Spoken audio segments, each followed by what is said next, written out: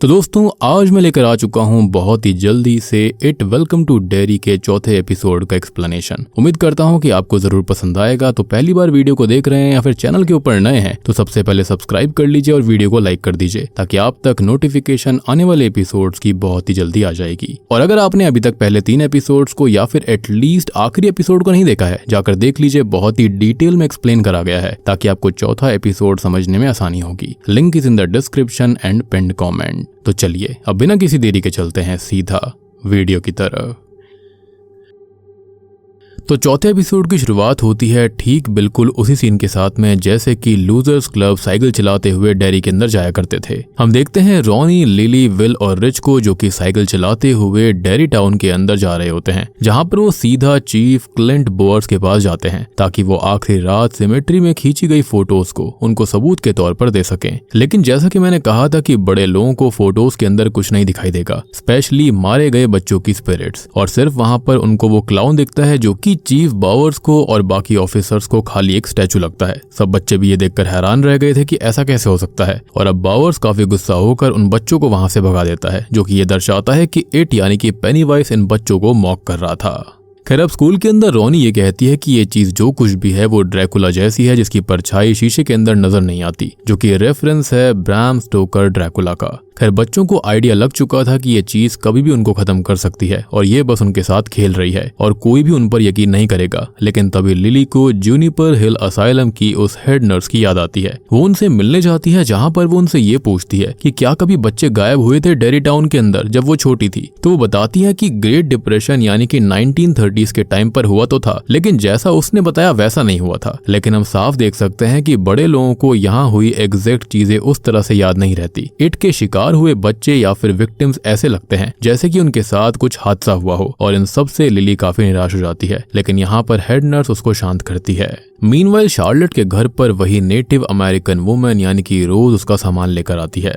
खैर अब रोज जो होती है वो शार्लेट के साथ कॉफी पीती है और उसको सतर्क करती है कि डेयरी अच्छी जगह तो है, लेकिन जिससे आप प्यार करते हो उसको आप रात के बाद घर पर ही रखो, बेटर रहेगा। यानी कि इनडायरेक्टली उसके बेटे विल के लिए कहा गया था। अब इन सब के अलावा हम हेलोरन को देख पाते हैं जिसको स्पेशल प्रिविलेज के तौर पर जंगल में एक बेस मिल जाता है जहां पर वो और उसके साथ ही इजीली चिल कर सकते थे। लेकिन ये जो जगह होती है वो गोडाउन टाइप की थी जहां पर काफी ज्यादा साफ सफाई की जरूरत थी, और हम देख सकते हैं कि हेलोरन को यहाँ पर भी आसपास से कुछ वियर्ड सी फ्रीक्वेंसीज और एनर्जी सेंस हो रही थी। मीनवाइल स्कूल के अंदर लिली और बाकी बच्चों को वॉर से रिलेटेड चीजें दिखाई जा रही होती हैं कि जब ऐसा हो तो कवर लो और छुप जाओ। जहां पर कार्टून के अंदर भी हम टर्टल फिर से देख पाते हैं की मैट्यूरिन का रेफरेंस था। अब विल जो होता है वो स्कूल से सीधा घर आता है जहां पर वो सीधा अपने रूम में छिपते छिपाते भागता है ताकि वो उन खींची गई फोटोज को फिर से देख सके। लेकिन तभी उसकी माँ वहां पर आ जाती है जिसने कि पहले ही वो फोटोज देख ली थी, और तब जाकर विल सब कुछ बताता है कि रॉनी के पिता हैंक को बेगुनाह साबित करने के लिए कल रात उनके साथ क्या हादसा होते होते बच गया। वो इट का भी जिक्र करता है कि डेयरी के अंदर कुछ तो मौजूद है जो कि ईविल है, लेकिन उसकी माँ उसको समझाते हुए कहती है कि अब वो रात में घर पर ही रहेगा, सिर्फ स्कूल जाएगा और वापस घर आएगा और उसको इन चीजों में पढ़ने की जरूरत नहीं है।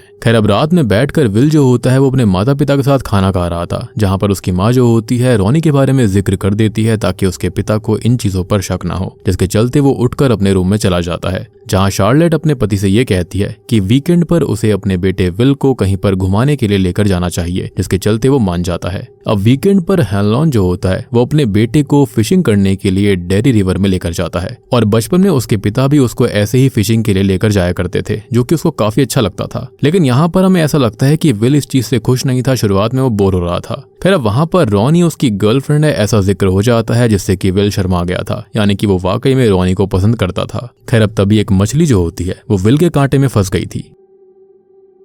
लेकिन तभी उसका पिता जो होता है वो चारा लाने के लिए गाड़ी की तरफ चला जाता है, लेकिन शॉकिंगली एक मछली विल के करीब आती है और अचानक से उसके ही पिता का जला हुआ हाथ जो होता है वो आकर उसे अपने साथ डुबाने लगता है। हम देख पाते हैं कि उसके पिता का पूरा चेहरा जला हुआ था और यहाँ पर ये इट ही था क्योंकि उसकी आंखें पीली थी। वो ये कहता है कि वो भी ऐसे ही जलेगा, लेकिन अपने बेटे की आवाज सुनकर लीरॉय उसको आकर बचाता है। विल बताता है कि मुझे डुबाने वाले आप ही थे और आपका चेहरा भी जला हुआ था, जैसे कि मुझे बचपन में सपने आते थे कि आपका प्लेन जो है वो कोरिया के अंदर क्रैश हुआ है। अब पहले तो लीरॉय को अपने बेटे की बात पर विश्वास नहीं होता, लेकिन विल के हाथों पर खरोंचने के निशान थे, जैसे किसी ने वाकई में उसको डुबाने की कोशिश करी हो। अब वहां पर उनको तभी एक लाल बैलून भी उड़ता हुआ दिखाई देता है, जो कि साफ साफ दर्शाता है कि इट ने पेनीवाइज का रूप ले लिया है। तब जाकर उसको भी अपने बेटे पर विश्वास हो गया था कि हाँ, सच में डेरी में कुछ तो है, और इन सब से विल और लीरॉय दोनों ही घबरा गए थे। मीनवाइल क्लिंट बोर जो होते हैं वो अपने कैबिन के अंदर थे, जहां पर उनको रेडियो पर खबर आ रही होती है कि सोवियत यूनियन के पास में काफी अच्छे हथियार आने वाले हैं, जिससे कि बाकी सबको दिक्कत हो सकती है। और बस इससे बोवर्स काफी परेशान था कि उनका सीक्रेट वेपन कब आएगा, यानी कि इट। लेकिन वो नहीं जानते कि वो उनका वेपन नहीं है, बल्कि वो तो उनको ही खत्म कर देगा। और एक बात आप ये समझो कि जनरल शॉ पहले से जानता था कि इट डर का इस्तेमाल करके दूसरों को हरा सकता है, और हेलोरन की खास शक्तियों पर भी उसे इसलिए ही भरोसा था, और ब्लैक पर्सन होने के बावजूद भी उसको खास प्रिविलेजेस इसलिए ही मिले हुए थे। खैर, अब तभी बोवर्स के पास में हेलोन की बीवी शार्लेट उससे मिलने आती है, जो कि पहले तो बच्चों की तरफ से उससे माफी मांगती है, और फिर वो हैंक से मिलने की परमिशन मांगती है। लेकिन बोवर्स का ये कहना था कि वो उसके परिवार वाली नहीं है, तो वो उससे नहीं मिल सकती। लेकिन शार्लेट ये कहती है कि एटलीस्ट हैंक को अपना वकील करने का तो हक है। लेकिन बोवर जो होता है वो इनडायरेक्टली उसको डराकर वहां से भगा देता है। लेकिन शार्लेट इसे डरती नहीं है, बल्कि उसको कंफर्म हो गया था कि हाँ, हैंक पक्का निर्दोष है, और उसको बिना मतलब शॉशैंक जेल में भेजा जा रहा है। और इस जगह के बारे में कहा जाता है कि वहां जाने के बाद में कोई भी वापस लौटकर नहीं आता। खैर, तभी शार्लेट फोन डायरेक्टरी से हैंक के घर का नंबर लेकर हैंक की माँ से बात करने सीधा उसके घर पर पहुंच जाती है, जहां पर एक बात साबित हो गई थी कि हैंक उस दिन ना घर पर था और ना ही थिएटर में था, जिस दिन थिएटर के अंदर फिल, टेडी और सूजी मारे गए थे। इनफैक्ट मैटी से भी उसका कोई लेना देना नहीं था। उसको खाली ये कहा जा रहा था कि भाई वो वहां पर काम करता है और वो ब्लैक पर्सन है, तो उसने ही ऐसा किया होगा। एनीवेज, हैंक की माँ का ये कहना था कि या तो हैंक जानता है या फिर ऊपर वाला कि वो उस दिन कहां पर था। लेकिन शार्लेट उनसे वादा करती है कि वो जरूर हैंक को बचाएगी, एज वो एक सोशल एक्टिविस्ट रह चुकी है, और उसने बहुत ऐसे लोगों को आजाद करवाया है जो कि बिना किसी जुर्म के जेल में बंद हुए थे। मीनवाइल डिक हेलोरन और उसके साथ ही बेस की साफ सफाई कर रहे थे, और जब हेलोरन कचरे की थैली को बाहर फेंकने जाता है तो उसको एक विजन आता है, जहां पर वो अपने सामने जंगल में खड़ी अपनी दादी को देखता है, जो कि उससे कह रही थी कि अपना ख्याल रखना मेरे बच्चे, और उस चीज को, उस राज को बाहर मत आने देना। अब या तो इट उसको इनडायरेक्टली वार्निंग दे रहा है, या फिर उसकी दादी वाकई में उसको वार्न करना चाहती है कि इट के बारे में किसी को मत बताना। अब इससे पहले कि हेलोरन जंगल की तरफ जाता, वहां पर तभी मेजर लीरॉय हैनलॉन आ जाता है, जो कि अपने बेटे के साथ हुए हादसे के बारे में उसको बताता है। वो काफी गुस्सा हो रखा था कि आखिरकार ये चीज क्या है, क्योंकि यहाँ पर वो जानता था कि हेलोरन भी उस चीज के पीछे था, या फिर ये कहें जनरल शॉ। और हैनलॉन समझ चुका था कि ये वही चीज है जो कि उसके बेटे के पीछे पड़ी हुई थी, और कोई जवाब दे सकता है तो वो हेलोरन ही था। लेकिन वो काफी गुस्सा हो जाता है और वहां से चला जाता है, क्योंकि उसके बारे में बात नहीं करना चाहता था। अब दूसरी ओर लिली, रिच, रॉनी और विल उसी जगह पर थे जहां पर अक्सर टेडी फिल जाया करते। अब विल ये बताता है कि इट यानी कि जो कोई भी चीज है उसको पहले से उसके डर के बारे में पता था, जो कि थे उसके सपने, जहां पर उसके पिता कोरिया के प्लेन क्रैश में मारे गए यानी कि जल गए, और ये सपने उसको बचपन से आया करते। और सबसे बड़ी बात कि ये जो कोई भी चीज थी वो उसके पिता के आने से पहले उसको खत्म कर सकती थी। इनफैक्ट वो उन सबको कभी भी खत्म कर सकती है, लेकिन उसने ऐसा किया नहीं। विल समझ जाता है कि ये चीज पक्का उनके फियर हार्मोन्स पर फीड करती है, उससे उसे शक्ति मिलती है। एज ये बात बिल्कुल सच थी, और विल काफी स्मार्ट बच्चा था।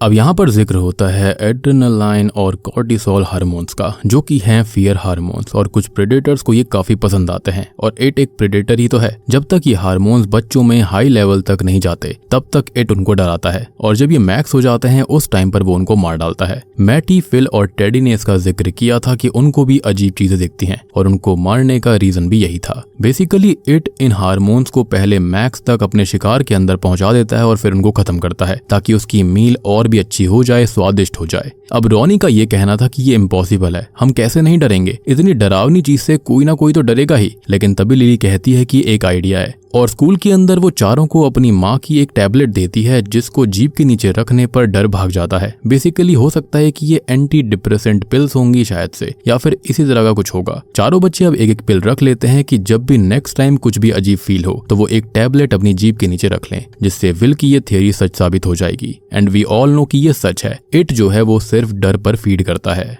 अब तभी क्लास के अंदर एक पैरासिटिक फ्लैट वर्म का स्लाइड शो चल रहा था कि ये स्नेल्स के अंदर घुस जाते हैं, और इससे स्नेल्स की आंखें मल्टी कलर में सूज जाती हैं, बाहर आ जाती हैं, जिससे कि आसमान में उड़ने वाले पक्षी उनकी आंखें निकालकर खा जाते हैं। अब हम देख पाते हैं कि जो मार्ज होती है ना, वो ये देखकर काफी घबरा गई थी कि तभी पैटी उसको कुछ इशारा करती है, और फिर मार्ज लिली को अपने साथ आज लंच करने के लिए मना लेती है, जिससे कि पैटी काफी खुश थी, यानी कि ये लोग कुछ तो प्लान कर रहे थे। अब तभी शार्लेट जो होती है वो फिर से क्लिंट बावर्स के ऑफिस में आती है, जिसको हैनलॉन का ही टीममेट कैप्टन रूसो देख लेता है। अब शार्लेट हैंक की माँ का साइन किया हुआ लेटर लाई थी कि वो हैंक से मिलना चाहती है और उसकी माँ ने परमिशन दे दी है, लेकिन ऑफिसर ये कहता है कि क्लिंट बावर्स अभी ऑफिस में नहीं है, आप इंतजार करिए। लेकिन शार्लेट अब ऑफिसर को डरा देती है कि वो एक सोशल एक्टिविस्ट है और वो एक फोन करेगी और यहाँ डेरी के अंदर इतने आंदोलन होंगे कि उनके ऑफिसर्स इस चीज को संभाल नहीं पाएंगे, सो बेटर है कि वो हैंक से उसको मिलने दे। और ठीक ऐसा ही होता है। अब फाइनली उस रात का राज यहाँ पर पता लग जाता है कि असल में हैंक जो था वो उस रात एक शादीशुदा बच्चे वाली वाइट लेडी के साथ इंटीमेट हो रहा था, वो बहक गए थे और इसलिए ही उसके सिगरेट का डब्बा वहां पर बाहर मिला था। और अगर ये बात बाहर आ गई तो उसको शॉशैंक नहीं बल्कि सीधा ऊपर वाले के पास भेज दिया जाएगा और उस लेडी की बेइज्जती भी हो जाएगी और इसलिए वो चुप है। हैंक कहने लगता है कि अगर इस बात को बाहर लाए बिना कोई और तरीका है तो वो रेडी है शार्लेट का साथ देने के लिए, जिस पर शार्लेट एग्री करती है कि वो एटलीस्ट उसको बाहर तो निकलवा ही देगी, लेकिन अल्टीमेटली कोर्ट में उसको सच्चाई तो बोलनी ही पड़ेगी। मीनवाइल जनरल शॉ और फुलर को दिखाया जाता है, जहां पर फुलर ये बताता है कि रोज ने जिस जिस जगह से उनको दूर रहने के लिए कहा था कि वहां पर एंशिएंट बैरियल ग्राउंड्स हैं, तो वहां पर उन्होंने चेक किया, वहां पर उन्हें कुछ नहीं मिला। उसका मानना है कि या तो रोज सच कह रही है या फिर उनको गुमराह करने की कोशिश कर रही है। तो शॉ कहता है कि रोज बहुत ही शातिर लेडी है और अपनी जिम्मेदारी वो बखूबी निभा रही है। लेकिन तभी शॉ की नजर जाती है एक फाइल पर, कुछ फोटोज पर, जहां पर रोज की ट्राइब का लड़का डैनियल वहां पर फेंस के पास था। लेकिन उन्होंने कुछ गलत नहीं किया था, लेकिन शॉ चाहता था कि फेंस हटा दिए जाएं। अब ये अंदर आएंगे तो इनको पकड़ो और सच्चाई उगलवाओ, यानी कि इट की लोकेशन। साइकिल खत्म होने वाली थी और शॉ अच्छे से जानता था कि हर 27 साल में ये वेपन यानी कि इट एक्टिव होता है और अगर अब की बार वो उसको नहीं पकड़ पाए तो अब फिर 27 साल का इंतजार करना होगा और इतना वक्त उनके पास नहीं है। लेकिन ये लोग नहीं जानते थे कि ये लोग आग से नहीं बल्कि लावा से खेलने की कोशिश कर रहे थे। खैर अब स्कूल के अंदर मार्ज और लिली साथ में लंच करते हैं, जहां पर मार्ज कुछ चीजें रॉनी के बारे में जानने की कोशिश कर रही थी, बेसिकली गॉसिप। लेकिन लिली इसके लिए मना कर देती है और उठकर जाने वाली थी। लेकिन तभी उनके स्कूल का एक पॉपुलर लड़का टिम फ्लैनेगन लिली से बात करता है, उसको देखता है तो मार्ज उसको उकसाती है कि वो उससे बात करे क्योंकि वो उसको शायद पसंद करता था, जिसके चलते लिली वॉशरूम जाती है खुद को ठीक करने के लिए क्योंकि वो भी उसको पसंद करती थी। लेकिन यहाँ पर कुछ तो गड़बड़ थी। एस पैटी और मार्ज का कुछ तो प्लान था, या फिर मार्ज खुद को पैटी के ग्रुप में शामिल करने के लिए साबित करने के लिए कुछ कर रही थी। खैर अब बस तभी मार्ज भी वॉशरूम जाती है और वो कुछ तो लिली के साथ करना चाहती थी, शायद उसका जोकर वाला मेकअप करना चाहती थी। लेकिन लिली पहले वॉशरूम जाती है खुद को शांत करने के लिए और मार्ज तभी रोते हुए लिली को सच्चाई बताना चाह रही थी, एज वो काफी गिल्टी फील कर रही थी। लेकिन तभी इट जो होता है वो अपनी शक्ति से लिली को तोड़ने के लिए मार्ज की आंखें बिल्कुल उसी स्नेल की तरह बड़ी बड़ी कर देता है, जिससे कि मार्ज लेक्चर में डर गई थी। एंड ट्रस्ट मी, ये काफी ग्रूसम सीन था। खैर मार्ज जो होती है वो भागती भागती अपनी आंखों में वार करने लगती है, एक हथियार उठा लेती है। उसको समझ आ चुका था कि उसकी आंखों में कुछ तो दिक्कत है। और आपको याद होगा कि सेकंड एपिसोड में मार्ज की आंखें चमक रही थी, जो कि इस एपिसोड के अंदर भी हुआ था, जो कि फ्यूचर हिंट था कि उसके साथ आंखों में ही कुछ होगा, जो कि मैंने पहले ही बता दिया था। मतलब सोचकर देखो कि इट से लड़ने का प्लान बनाया, लेकिन वो इनसे एक कदम आगे निकला। अब लिली मार्ज की हेल्प करना चाहती थी, लेकिन उसकी टैबलेट वॉशरूम के अंदर पॉट में गिर जाती है, जिसको लिली को उठाना ही पड़ता है। मतलब कि पॉटी तक चटवा दी इट ने। Very cruel, very cruel. Anyways अब मार्ज अपनी आंखें फोड़ने लगती है, काटने लगती है, यानी कि काटने वाली मशीन से उसने ऐसा कर दिया था। लेकिन तभी लिली वहां पर आ जाती है, जिसके हाथ में वो हथियार आ गया था और वो खून से लथपथ भी हो गई थी, यानी कि वो यहाँ पर उसकी हेल्प करने की कोशिश कर रही थी। लेकिन इट ने उसको फिर से फ्रेम करवा दिया और सभी बच्चे उसको ऐसी हालत में देख लेते हैं। सबको लगता है कि लिली ने ही ऐसा कुछ किया है, लेकिन रियलिटी हम जानते हैं। और अब की बार तो उसकी पक्की एंट्री होने वाली थी जूनिपर असाइलम के अंदर। एनीवेज अब घर पर शार्लेट काम कर रही होती है कि तभी उसका पति रूसो की बात सुनकर उससे ये पूछता है कि वो कर क्या रही है। उसको हैंक और मिलिट्री की चीजों में नहीं पड़ना चाहिए और वो उसको फिर से जेल से बाहर नहीं ला पाएगा, यानी कि पास्ट में उनके साथ कुछ तो इश्यू हुए थे। लेकिन शार्लेट कहती है कि हैंक निर्दोष है और जैसे वो कुछ अपने कामों के बारे में नहीं बताता वैसे ही वो नहीं बताएगी, और बस हैनलॉन गुस्सा होकर वहां से निकल जाता है। अब रात में सभी सो जाते हैं, लेकिन विल को फिर से वही नदी में खुद को डुबाने वाला सपना आता है और अब वो अपने टेलीस्कोप से बाहर देख रहा था कि तभी उसको पेनीवाइज की झलक पेड़ के पीछे नजर आती है, जिससे कि वो बहुत तेज चिल्ला उठता है। और तभी उसके माता पिता ऊपर आ जाते हैं। जब हैनलॉन नीचे जाकर देखता है तो उसको साफ नजर आता है कि पेड़ के पास वही लाल गुब्बारा तैर रहा था, जो कि फिशिंग के वक्त उसको दिखाई दिया। और बस अब हैनलॉन स्नैप आउट हो जाता है। वो सीधा ही जनरल शॉ के पास जाता है, जो कि कहता है कि आपने किसको हमारे पीछे लगा दिया है। तब वो हैनलॉन को लेकर जाता है कैदी के पास में, जो कि कोई और नहीं बल्कि रोज का ही भांजा या भतीजा डैनियल था, जो कि शॉ के झांसे में फंस गया और मिलिट्री के अंदर आ गया था जासूसी करने के लिए, और यही तो जनरल का प्लान था। खैर तभी उसके सामने अब हैलोरन को लाया जाता है, जो कि उससे इट के बारे में पूछताछ करने के लिए उसके दिमाग में घुसता है। लेकिन एक वियर्ड चीज ये थी कि उसकी मेमोरीज के अंदर रोज जो होती है वो डैनियल को क्या कर रही हो कहकर पुकारती है। तो क्या ये लड़की है जो कि लड़का बनने का नाटक कर रहा था, या फिर ये ट्रांसजेंडर है? No idea. एनीवेज अब ये सारी मेमोरीज जो थी उनको डिक हैलोरन देख रहा था। वो यहाँ पर डैनियल के दिमाग में बैठा हुआ था, जहाँ पर रोज जो होती है वो डैनियल से उनकी ट्राइब की यानी कि नेटिव अमेरिकन की कुछ कहानियां सुनाने के लिए कहती है, और एक उसमें बहुत ही ज्यादा फेमस थी जो कि सच थी, यानी कि गैलो की। जी हाँ, ये लोग इट को गैलो या फिर गल्लू कहकर बुलाते हैं। तो यहाँ पर करोड़ों साल पहले एक अंधेरी रात के सबसे अंधेरे हिस्से से एक उल्का पिंड के अंदर कैद ईवल धरती से टकराता है, जो कि इट की ही बात हो रही थी। अब यहाँ पर ये टकराया, उससे उल्का पिंड टूट गया और ये लाइट्स यानी कि जो इट का रियल रूप है वो आजाद हो गई, जिसको ये लोग ईविल आत्मा बोलते हैं। तब इंसान भी धरती पर पैदा नहीं हुए थे, तो ये जो इट था वो जंगल के अंदर घूमने लगा और जानवरों को मारने लगा। और जब इनकी ट्राइब का कोई पहला जन्मा वो बड़ा हुआ, और तब गल्लू को रोकने के लिए इन्होंने उसी उल्का पिंड का टुकड़ा ले लिया, जिसके ऊपर इन्होंने कुछ एन्चेंटिंग करी, कुछ मार्किंग करी, जिसके अंदर शक्तियां थी, जिससे कि इस ईविल को दूर रखा जा सकता था, हर्ट किया जा सकता था। और ये गल्लू इससे डरता भी था, एज यही तो उसका स्टोरेज बॉक्स था, जैसे जीनी का चिराग होता है। अब इट शुरुआत में जानवरों का रूप लिया करता था, या फिर उस चीज का जिससे कि इंसान सबसे ज्यादा डरते थे। अब शुरुआत में सब ने मैनेज करना सीखा और वो लोग गल्लू के इलाके से दूर रहते थे, ना वहां पर शिकार करते ना जाया करते। लेकिन एक दिन हुआ ये कि बाहरी लोग यहाँ पर बसने आए और गल्लू के इलाके में रहने से उनको मना करा गया था, वेस्टर्न जंगल में जाने से मना करा गया था। लेकिन उन्होंने उसकी बात नहीं मानी और फिर उसने सबको मार डाला।